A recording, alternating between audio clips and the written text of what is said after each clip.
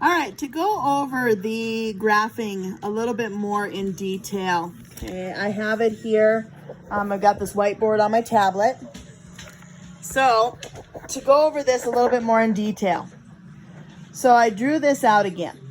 This is my equation. I think this is one that a lot of you guys had questions on. So there was my equation. My amplitude is 2. The number out in front here is your amplitude. Period is 2 pi over b. My b right here is pi. So that's where I got that.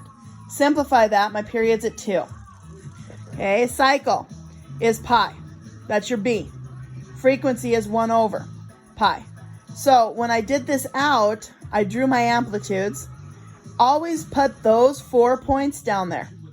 And if you notice these numbers underneath it, I divided those points out to get the decimal part.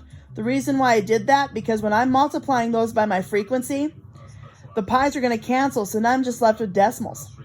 So what I did is I took pi over 2 times 1 over pi. My pi's cancel, so I was left with 1/2. That means my point starts at 0. The next point is going to be a maximum. So that's where I got the maximum point up here. Okay, and then I took pi times 1 over pi, which was 1. So at 1, okay, I have another point. Okay, so pi halves is 1.6, so 1 is about right there, and I just guesstimated. The next point is going to be low. So see, I start at 0, max, 0, min. 0, max, 0, min. 0, max, 0, min. That's how those points are going. So then I took this right here and I multiplied it by this and I get 3/2. Well, 3/2 I estimated was approximately right there. Okay, 1.5. Then I took 2 pi divided by that and I got 2. So I guesstimated 2 would be right about there. And then I just kind of finished it. Okay, I just kind of finished the movement with it. Okay, so that should clear that up a little bit for you guys. Now, the next one, okay, I did here in the blue with the nice little funky colors. 3 sine 2/3 x. Amplitude is 3, cycle is 2/3. Period is 2 pi over 2/3. Numerator times the reciprocal of the denominator. Okay, the 2's canceled, that's where I got the 3 pi. My frequency was 1 over 2/3. Flip it. Okay, we're flipping the reciprocal, so it's 3/2. So now I'm taking each one of these points and I'm multiplying it by 3/2.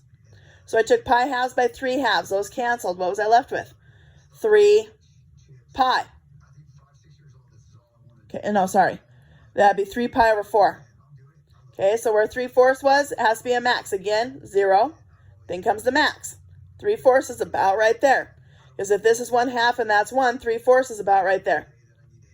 Then I took pi times 3/2, and I got 3 pi over 2. Well, at 3 pi over 2, that better be my 0. Okay, again, 0, max, 0. Now comes my minimum.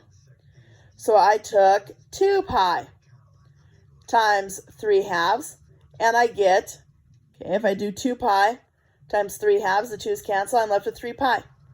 So over here is about 3 pi. Okay, or sorry, no, I did this one right here. I did 3 pi over 2 times that, and I got 9/4. That's where I got this point. The next point would be at 3 pi, so it'd be back up over here somewhere. Okay, so hopefully that clears it up a little bit better when you guys are graphing that. I just wanted to clarify because several people had questions. Reciprocals, come on guys, you know how to do the reciprocals by now. Okay, you know how to do the fractions and stuff like that. So there it is, a little bit more in detail. Again, remember it starts min, max, 0, or 0, max, 0, min. And that's just the pattern this whole thing follows. Okay, so hopefully that helped a little bit, clear it up a little bit more.